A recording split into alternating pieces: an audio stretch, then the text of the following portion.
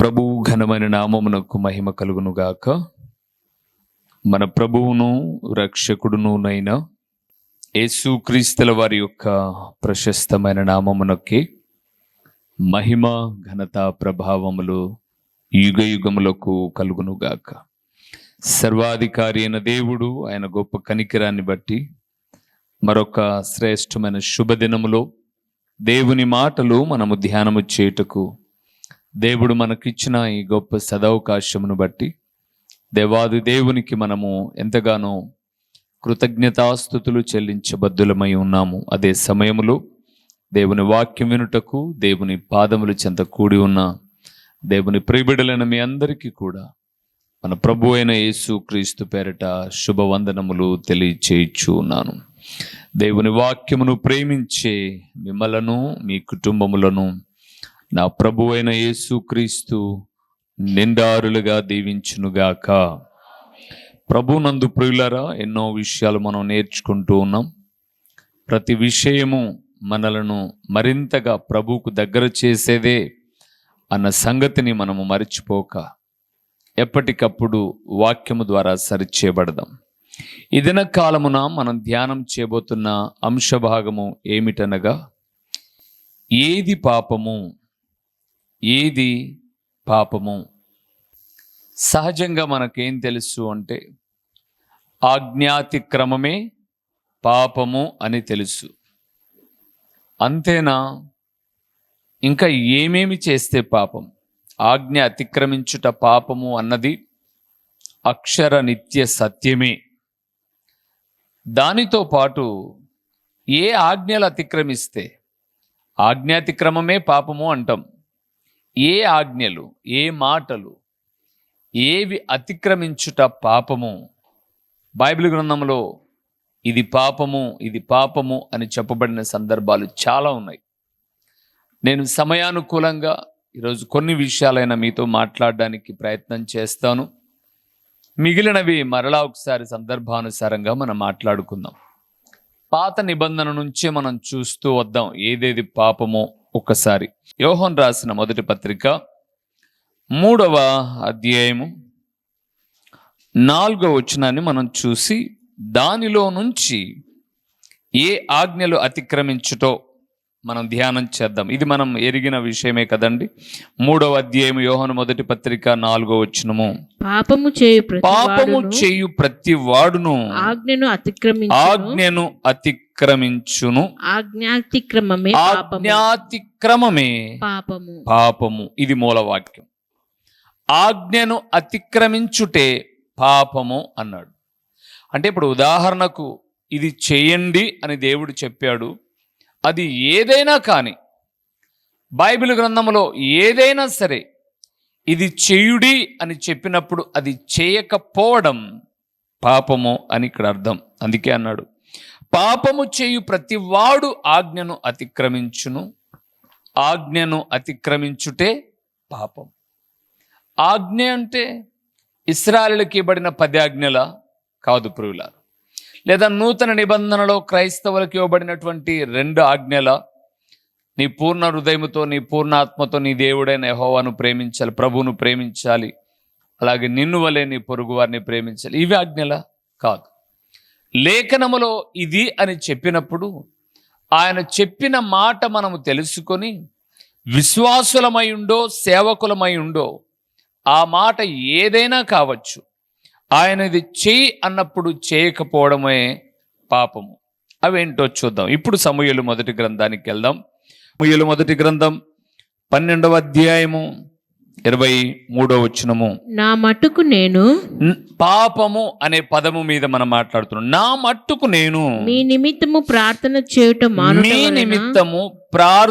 చేయుట వలన యెహోవాకు విరోధముగా పాపము చేసిన వాడనగుదును. చాలు ప్రియులారా, అది నాకు దూరమగునుగాక అంటాడు.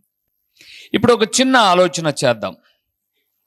ఒకప్పుడు మనము చీకటి అయి ఉన్నాము, అంటే పాపములోనే ఉన్నాం. మన జన్మ జీవితాలలో అంటగట్టబడిన పాపము అంటే వ్యభిచారం చేయడమో, దొంగతనం చేయడమో, జూదమాడడమో, త్రాగడమో, ఇవనే మాత్రమే అనుకుంటాం మనం. మేము ప్రార్థనకు పోతున్నాంలే, ఇవేవి మేము చేయంలే, కాబట్టి మేమేం పాపం చేయలేదులే అని మనం అనుకోకుండా దేవుడు మాట్లాడుతున్న మాట. ఆయన అన్నాడు, ప్రార్థన చేయకపోవడము కూడా పాపమే అన్నాడు. ఈరోజు ఈ మాటను గనక మనం ఆధారం చేసుకుని సమూయేలు ఇశ్రాయేలుతో చెప్పబడిన మాటను మనం చూస్తూ ఉన్నప్పుడు, ఈరోజు భూమి మీద క్రైస్తవులుగా పిలువబడుతూ, అది చిన్న చర్చినో పెద్ద చర్చినో, 100 మందో 10 మందో 1000 మందో, 10 కావచ్చు, 100 కావచ్చు, 1000 ఎంతన్నా కావచ్చు, లక్షలు కావచ్చు, మందిరాలకు వెళ్తూ కూడికలలో పాలు పొందుతూ ప్రార్థించే అవకాశం ఉన్నప్పుడు, ప్రార్థించమని దైవజనుడు చెబుతున్నప్పుడు, లేదా ప్రార్థనకు రండి అని పిలుస్తున్నప్పుడు ప్రార్థనను నిర్లక్ష్యం చేసే ప్రతి ఒక్కరు ఏం చేస్తున్నట్టు? పాపమే, పాపమే. ఆ ప్రకారంగా పోల్చుకుంటే 100కి నాకు తెలిసి 99% విశ్వాసులుగా పిలువబడుతున్న వారందరిలో పాపం వెంటాడుతూ ఉంది. ఒకవేళ మనం అది పాత నిబంధన కదన్నా, నూతన నిబంధన ఎలాగా అని అంటే, యేసు ప్రభుల వారు శిష్యులతో చెప్తాడు, మీరు శోధనలో ప్రవేశించుకుంటూ నిమిత్తం ప్రార్థన చేయండి అన్నాడు. అది శిష్యులతో కదన్నా అని ఒకవేళ మనం అలాగనుకుంటే, లూకాసు వార్త 18వ అధ్యాయం 1వ వచనానికి వెళ్తున్నప్పుడు, మీరు విసుగక ప్రార్థన చేయుడి అని సర్వ మానవాళికి చెప్పాడు. ఇంకా అలాగా తెస్సలోనిక పత్రిక 3వ అధ్యాయంకి వెళ్తున్నప్పుడు, ప్రియులారా ఒకరికొరకొకరు ప్రార్థన చేయుడి, విజ్ఞాపన చేయుడి. ఇంకా లోకములో ఉన్న ప్రతి విశ్వాసికి చెప్పబడిన మాట ఏంటంటే, తిమోతి రాసిన 1వ పత్రిక 2వ అధ్యాయం 1-3 వచనాలు చూస్తే, మనము సంపూర్ణ భక్తియు మాన్యతయు కలిగి సుఖముగాను నెమ్మదిగాను బ్రతుకు నిమిత్తము మనుషులందరి కొరకును, రాజుల కొరకును, అధికారుల కొరకును ప్రార్థన, విజ్ఞాపన, యాచనలు చేయాలి. ఈరోజు ప్రార్థన చేయండి అన్నందుకే ప్రార్థన ఆగిపోతున్న వాళ్ళు ఉన్నారు. ప్రార్థన చేయాలి కదా అన్నందుకే ప్రార్థనకు ఆగిపోతున్న వాళ్ళు ఉన్నారు.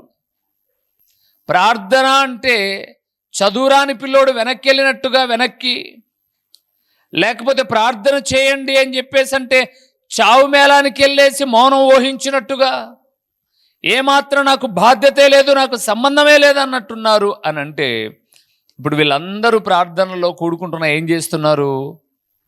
పాపం చేస్తున్నారు. అక్కడ మీరు ఒక మాట గమనించాలి. మేము చర్చిలో కూర్చొని మేము కూడా ప్రార్థన చేసుకుంటామన్నా, ఇక్కడ మీరు చేసుకునే ప్రార్థనగా దేవుడు చెప్పింది, మీ నిమిత్తమై ప్రార్థన చేయుట నేను మానితే నేను పాపము చేసిన వాడిని. నశించిపోతున్న ప్రతి కుటుంబములోనండి, ప్రతి కుటుంబములో నశించిపోతున్న వారు తప్పనిసరిగా ఉన్నారు. తల్లిదండ్రులో, అన్నదమ్ములో, అక్క చెల్లెల్లో, తోడబుట్టిన వారో, ప్రేమించే రక్త సంబంధికులో, బంధువులో, పలకరించేవారు ఎందరో నశించిపోతున్నారు. రక్షించబడిన ప్రతి విశ్వాసం మీద ఉన్న బాధ్యత ఏంటంటే, వాళ్ళందరి కొరకు ఏం చేయాలంట? ప్రార్థన చేయాలి. ఇప్పుడు ఈ వాక్యం మీరు వింటున్నారు, మీరు ఎంతమంది కొరకు ప్రార్థన చేస్తున్నారు? మీరు మందిరానికి వచ్చినప్పుడు ఒక ఇద్దరు ప్రార్థన చేయండి అన్నప్పుడు ఎన్ని మాటలు మీ నోర్లు తరవబడుతున్నాయి? నోర్లు సూది పెట్టి దారంతో గుట్టేసినట్టుగా అతక్కపోయి అలాగే ఉన్నాయంటే ఏం చేస్తున్నామని ఆలోచన చేయండి. దేవుడు అంటున్నాడు, పాపం అంటే దొంగతనం, వ్యభిచారం, జూదం, త్రాగుడు, లేదా పోట్లాడడం, పనికిమాలి పనులు చేయడం ఇవే కాదు. ప్రార్థన చేయమని దైవజనుడు చెప్పినప్పుడు, ప్రార్థన చేయుటకు దేవుని మందిరానికి వచ్చినప్పుడు ప్రార్థన చేయకపోవడము కూడా ఏం పలకరే? వెనకలుండి వాళ్ళు పలకరే?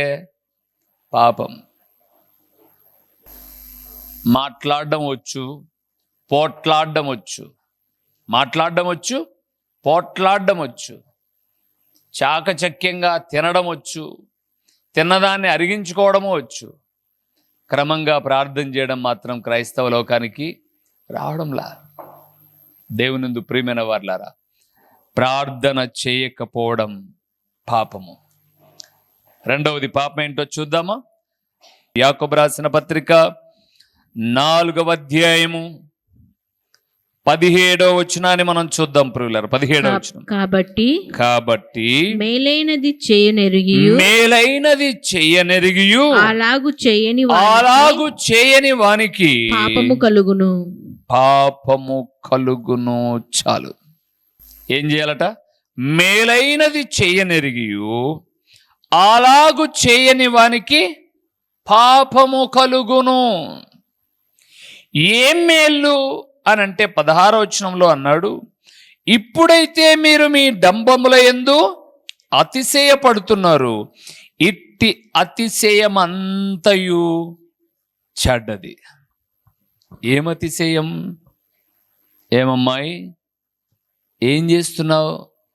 నేను ఫలాని చోట జాబ్ చేస్తున్నా. ఓకే, ఏమి జాబు? ఓ సో ఏదో ఒక ఉద్యోగం చేస్తున్నా, ఏదో ఒక పని చేస్తున్నా. అది చెప్పుకునేటప్పుడు ఎంత గ్రేట్గా చెప్పుకుంటాం మనం. ఇంకా పైపెచ్చు కొంచెం జీతం అధికం అనుకోండి, నా జీతం ఎంత అనుకున్నావు, నా క్యాడర్ ఏదనుకున్నావు అని అంటాం మనం. ఇది డంబము. ఇలాగ చెప్పుకోవడం డంబము. అయితే చెప్పుకోవడం తప్ప కాదు. కానీ ఇక్కడ అన్నాడు, ఆ డంబము చెప్పుకునే మీరు ఏదైనా మేలు చేయవలసి వచ్చినప్పుడు, అది ఏదైనా కావచ్చు, ఎవరి దగ్గరైనా మాట్లాడేటప్పుడు మేమంటే ఏమనుకున్నాం అని అన్నప్పుడు, ఏమనుకున్నావు అన్న మనము బాధలో ఉన్నవారికో, ఇరుకులో ఉన్నవారికో, ఇబ్బందులో ఉన్నవారికి ఏం చేయాలి? మనం మేలు చేయాలంట. అదే చెప్పాడు ప్రియులారా అక్కడ. ఇక లోకంలో నివసించిన వాళ్ళు ఎంతసేపు ఉన్నా వాళ్ళ రక్త సంబంధికులకు, వాళ్ళ కుటుంబాలకు మేలు చేసుకోవడమే తప్ప దేవుని పిల్లల ఎడల మేలు చేసేవారు అరుదైపోతూ ఉన్నారండి. దేవుడు అంటున్నాడు, ఇటు డంబమంతా చెడ్డది. మీరు ఎక్కడికో వెళ్ళి ఏదో సంపాదించాలన్న ఆలోచనలు మీకు ఉంటాయి, డంబాలు ఉంటాయి. కానీ మేలైనది చేయాల్సి వచ్చినప్పుడు మీరేం చేయాలి? చేయాలి మేలు. అందుకే మత్తయి సువార్త 25వ అధ్యాయానికి వెళ్తున్నప్పుడు యేసు ప్రభుల వారు ఆ రాకడలో కుడివైపున నిలిచిన వారిని చూసి, ఆశీర్వదించబడిన వారలారా, నా తండ్రి చేత ఆశీర్వదించబడిన వారలారా, భూమి పుట్టినది మొదలుకొనుక మీ కొరకున్న దీవెనలన్నీ మీరు స్వతంత్రించుకోండి. ఎడం వైపున్న వారిని చూసి శపించబడిన వారలారా అంటాడు. ఏంటి ప్రభువా అని అంటే, అని అంటాడు, నేను ఆకలిగొని ఉంటిని, మీరు నాకు అన్నం పెట్టలే అన్నాడు ఎడం వైపున ఉన్న వాళ్ళతో. నువ్వెప్పుడు ఆకలిగానే ఉంటే మేము అన్నం పెట్టలే ప్రభువా అని అంటే, నేను వస్తే అందరూ బిర్యానీలు చేసి పెడతారు, అది కాదు, ఈ నా సహోదరులలో ఒక్కరికి మీరు చేసితే నాకు కూడా చేసినట్లే. అందుకే ప్రభునందు ప్రియులారా, ప్రభువు పేరట చేసేది ఏది కూడా వ్యర్థం కాదు. యేసు ప్రభు అదే చెబుతున్నాడు, నా నిమిత్తమై ఎన్ని నీళ్ళు ఇమ్మన్నాడు? గిన్నెడు చన్నీళ్ళు ఇమ్మన్నాడు. అంతే ప్రియులారా, మీరు హెబ్రీయులకు రాసిన పత్రిక 6వ అధ్యాయము 10వ వచనాన్ని చూస్తే, ఏ మేలు నువ్వు చేసినా మనుషులు మరిచిపోవచ్చు, కానీ ఆ మేలు మరిచిపోవుటకు దేవుడు అన్యాయస్తుడు కాదు అంటాడు 6వ అధ్యాయం 10వ వచనంలో.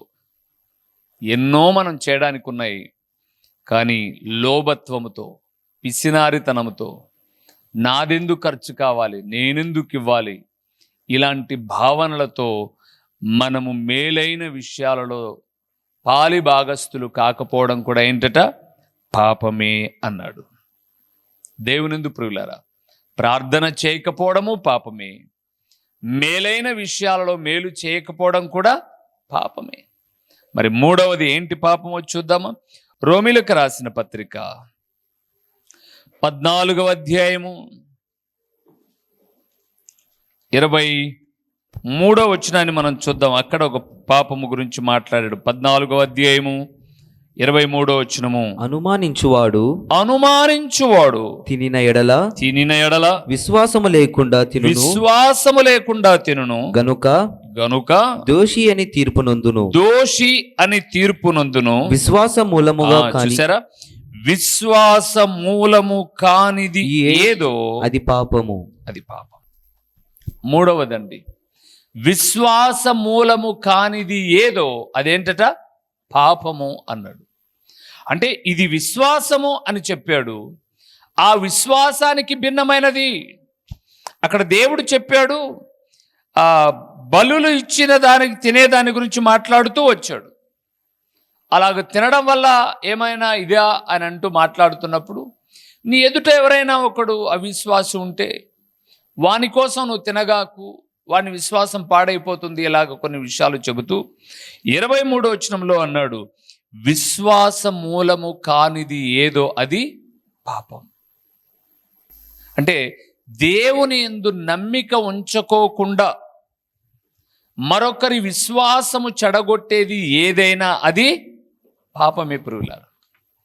లోకంలో ఒక నానుడు ఉంది కదండి, తాను చెడిన కోతి అంట వనమంతా చెడు చేస్తుందట.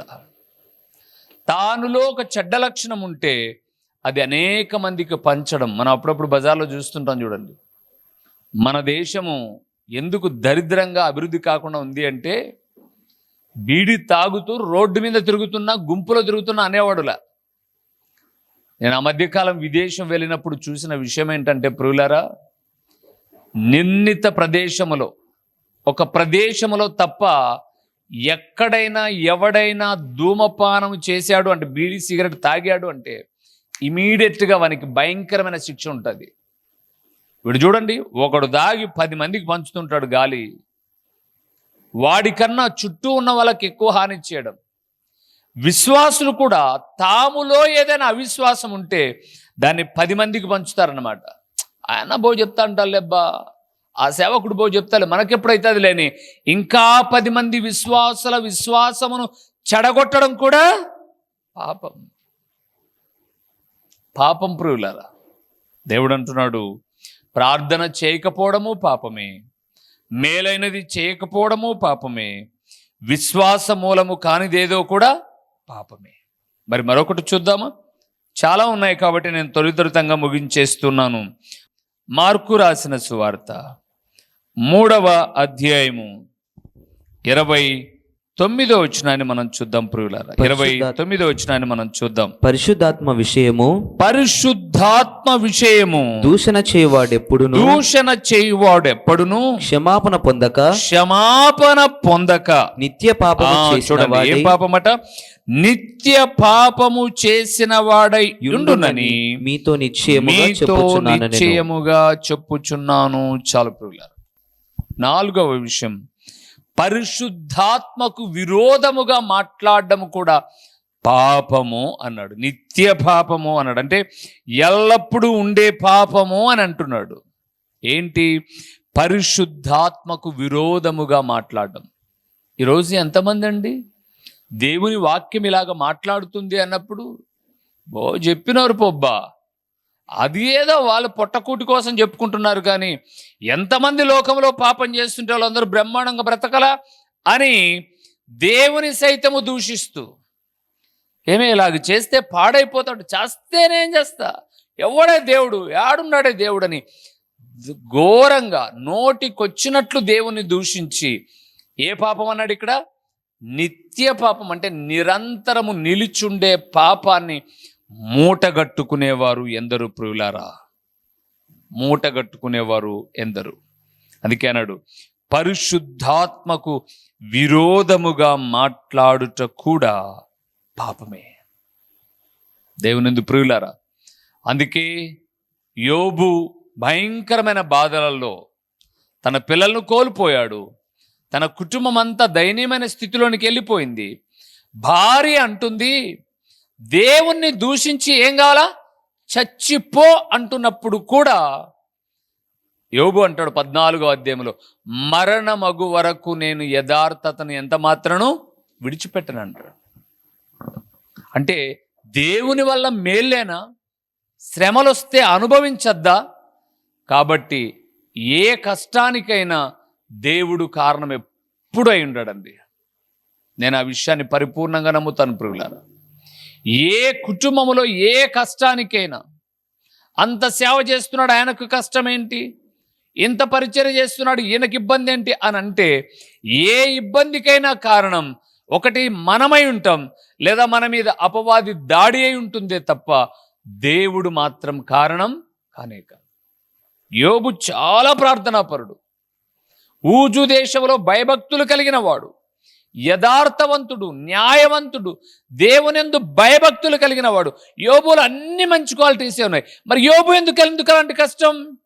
అక్కడ మనం చూస్తే యోబు కష్టము వెనక అపవాది యొక్క కుతంత్రం దాగి ఉందే తప్ప దేవుని యొక్క కార్యం ఏం కాదు.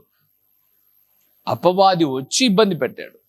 కాబట్టి దేవుని ప్రిబిడలారా, దేవుడు మాట్లాడుతూ ఉన్నాడు, పరిశుద్ధాత్మకు లేదా దేవునికి విరోధంగా మాట్లాడడము పాపం. అది కూడా మామూలు పాపం అనలే, నిత్య పాపము అన్నాడు. చూడండి, ఆ పాపము నిరంతరము నిలిచి ఉంటుంది, దానికి క్షమాపణే ఉండదు. పతనం అలాగే ప్రియులారా. మరొక విషయాన్ని చూద్దాం, దేవుని ఎదుట మనం చూద్దాం ప్రియులారా. కీర్తనల గ్రంథం 19వ కీర్తన 13వ వచనాన్ని మనం చూద్దాం ప్రియులారా. 19వ కీర్తన 13వ వచనాన్ని మనం చూద్దాం, లేదా 19:13లో దురభిమాన పాపములలో పడకుండా నీ సేవకుని ఆపుము, వాటిని నన్ను ఏలనీయకుము. చాలు. 5వ విషయాన్ని మనం చూస్తూ ఉన్నాం. ఆయన అంటున్నాడు, ఏ పాపం అట ఇది? దురభిమాన పాపములో పడిపోకుండా నీ సేవకుని ఆపుము. దురభిమానం, అభిమానం అంటే చెడ్డ అభిమానం. అంటే మీకు అర్థం కావడానికి చెప్తారు. భర్త తప్పు చేస్తున్నాడు, ఆయన అభిమానం పోదు. ఎందుకు? నా భర్త కాబట్టి. పిల్లలు తప్పు చేస్తున్నారు, అయినా వాళ్ళని మనం గద్దించలేం, ఎందుకు? మన పిల్లలు కాబట్టి. దురభిమానం.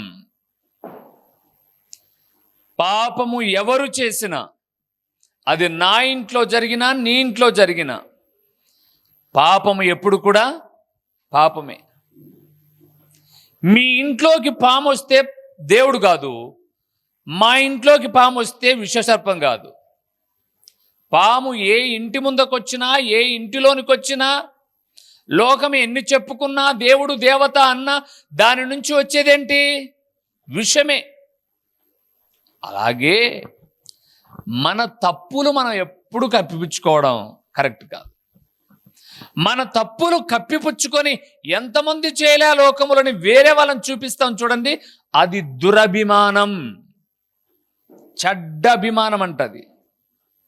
అది పాపము, అందులో పడనీయకు అన్నాడు. ఉదాహరణకు దైవదాసుడైన ఏలీ ఉన్నాడు పాత నిబంధనలో. తన పిల్లలు పాపం చేస్తున్నారు, మందిరానికి వచ్చే వాళ్ళతో వ్యభిచారం చేస్తున్నాడు. నా కుమారులారా మంచిది కాదంటాడు, కానీ ఆ పాపాలనేమి ఖండించడు. ఈరోజు కూడా తాము చేస్తే తప్పు కాదు, ఇతరులు చేస్తే మాత్రం మైకు పెట్టి చెప్పాలనుకుంటాం. దురభిమానం. దేవుడు అంటున్నాడు, దురభిమాన పాపములో పడనీయకు అన్నాడు. ఎన్ని చూసాం ఇప్పుడు? 5 చూసాం. ప్రార్థన చేయకపోవడం పాపమే, మేలైనది చేయకపోవడము పాపమే, దేవునికి విరోధముగా మాట్లాడుట పాపమే, ఆ తర్వాత దురభిమానములో పడుట పాపమే. తర్వాత మరొకటి చూద్దామా? యోహన్ రాసిన మొదటి పత్రిక 5వ అధ్యాయము 17వ వచనాన్ని చూద్దాం ప్రియులారా. 17వ వచనాన్ని చూస్తే సకల దుర్నీతియు అక్కడ కూడా ఒక మాట రాయబడింది చూడండి ప్రియులారా. 5వ అధ్యాయము యోహన్ రాసిన మొదటి పత్రిక 17వ వచనాన్ని చూస్తే సకల దుర్నీతియు పాపము. చాలు ప్రియులారా. చెడ్డ నీతి అంటే నీతి మాలిన పని ఎంత తోడు చేసినా కూడా అదేంటట? పాపమే. ఎంత తోడన్నా చేయనివ్వండి. అందుకే ఎక్కడ అన్నాడు, సకల దుర్నీతి, చెడ్డ నీతి ఎవరు చేసినా కూడా అది పాపమే. ఈరోజు పెద్దోడికి ఒక నీతి, లోకంలో మనకు ఒక నీతి. అలా కాదు ప్రియులారా. దేవుని ఎదుట సకల దుర్నీతి. ఈ లోకంలో గొప్ప గొప్పలు చేసిన తప్పిదాలు వాళ్ళు కప్పిపుచ్చుకోవచ్చు, వాళ్ళకున్న అధికారాలను బట్టో, డబ్బును బట్టో, ఇంకా హోదాలను బట్టో. కానీ దేవుని ఎదుట మాత్రం అది పాపమే, తప్పించుకునే అవకాశమే లేదు. ఇంకొక మాట కూడా చూడండి, ముగిచ్చేద్దాం. సామెతల గ్రంథం 24వ అధ్యాయము 7 విషయాలు అనుకున్నాను, ఇది ఒకటి చెప్పి ఇంకోసారి కొన్ని విషయాలు చెప్తాను. 24వ అధ్యాయము 9వ వచనాన్ని చూద్దాం. 9వ వచనము, మూర్ఖుని యోచన పాపము. చాలు ప్రియులారా, మొదటిది ప్రార్థన చేయకపోవడం పాపమే, మేలైనది చేయకపోవడము పాపమే, దేవుని పరిశుద్ధాత్మకు విరోధముగా మాట్లాడము పాపమే, దురభిమానము పాపమే, సకల దుర్నీతి పాపమే, ఇంకా కోపము కూడా పాపమే, మూర్ఖుని యోచన పాపము. అంటే మూర్ఖుడు ఎన్ని మార్లు చెప్పినా వినడు చూడండి, వాని ఆలోచన ఎప్పుడూ పాపమేనంట. ఎన్ని మార్లు చెప్పినా విననివాడు మూర్ఖుడు అన్నాడు బైబిల్ గ్రంథంలో. రోట్లో వేసి రోకలతో దంచితే రాళ్ళైనా నలుగుతాయి కానీ మూర్ఖుడు మారడు అని అంటాడు సామెతల గ్రంథంలో. అలాగ మూర్ఖుడు యోచించే ఆలోచన అంట అది పాపము అన్నాడు. దేవునిందు ప్రియులారా, ఆజ్ఞాతిక్రమమే పాపం అంటే ఇన్ని పాపాలు ఉన్నాయండి. నేను ఇంకొక 15 రాశాను. దేవుడు మాట్లాడుతున్నాడు, ఇలాంటి పాపమునకు దూరముగా క్రీస్తుకు సమీపముగా మన ఆత్మీయ జీవితాన్ని కొనసాగించుకుందాం. ఒక్కసారి ఆలోచన చేద్దాం. ప్రార్థన చేయకపోవడమే పాపమైతే ఎన్ని పర్యాయములు మందిరానికి వచ్చి చేయండి ప్రార్థన సేవకుడు మొత్తుకుంటున్న చదువచ్చు కూడా నోరు తెరవలేం మనం. ఎంత పాపమో చూడండి. ఈ మూట కట్టుకున్నది ఏ రోజైనా బరువు అవుతుంది, గుర్తుపెట్టుకోండి. మూట కట్టుకున్నది ఏ రోజైనా అది చిన్నదే కానివ్వండి, బరువు అవుతుంది. మూట కట్టుకున్నది తేలిక కావాలంటే ఎప్పటికప్పుడు ప్రభు పాదాల చెంత ప్రార్థించాలి. తలలు వంచుదాం, ఇట్టి విషయాలకు దూరంగా ఉందాం, ప్రార్థన చేసుకుందాం. మహిమా స్వరూపివైన మా ప్రియ పరలోకపు తండ్రి, పరిశుద్ధుడు అయిన దేవా, మీ ఘననామమునకు స్తోత్రములు చెల్లిస్తూ ఉన్నాము నాయనా. ఏది పాపమో ఆ పాపము తెచ్చే శాపమేమిటో, దాని పర్యావసనమేంటో మీ లేఖనాల్లో నుంచి కొన్ని విషయాలు మేము ధ్యానం చేస్తూ వచ్చాం. మేము ప్రార్థనకి వెళ్తున్నాంలే అని అనుకుంటే ప్రార్థనలో ఉన్న మేము ప్రార్థన చేయకపోవడం కూడా పాపమే అని మీరు మాట్లాడుతూ ఎన్నో విషయాలు హెచ్చరిస్తూ వచ్చారు. తండ్రి, ఈ మాటలు విని కొందరైనా తమ ప్రవర్తనను మార్చుకోవడానికి, పరిశుద్ధపరచబడ్డానికి, పవిత్రపరచబడ్డానికి, దినదినము మీ స్వారూప్యములో మార్చబడ్డానికి సహాయం చేయండి తండ్రి. ప్రకటించబడిన పరలోకపు సంగతులు వ్యర్థముగా పోకుండా సారవంతమైన నేలను పడిన విత్తనము వలె 30 అంతలుగా 60 అంతలుగా 100 అంతలుగా ఫలింపచేసి మీ ఘననామానికి మహిమ ఘనత ప్రభావాలు మీరు కలుగు చేసుకొనుమని, ఈ వాక్యమైన బిడ్డలందరూ ఈ వాక్యానికి విధేయులై పరివర్తన చెందినట్లు కృపనివ్వమని నిరంతర స్తోత్రార్హుడైన దేవుడైన మీకు స్తుతులు చెల్లించుకుంటూ యేసు నామములో అడిగి పొందియున్నాము తండ్రి, ఆమేన్. మా చిరునామా దైవజనుడు బ్రదర్ ఓ రూబేన్ గారు, క్రీస్తు ప్రార్థనా మందిరం, డోర్ నెంబర్ 1-10-386, నగరిగుట్ట, పులివెందుల, కడప జిల్లా. మీ ప్రార్థనా అవసరాల కొరకై సెల్ నంబర్ 9989067409.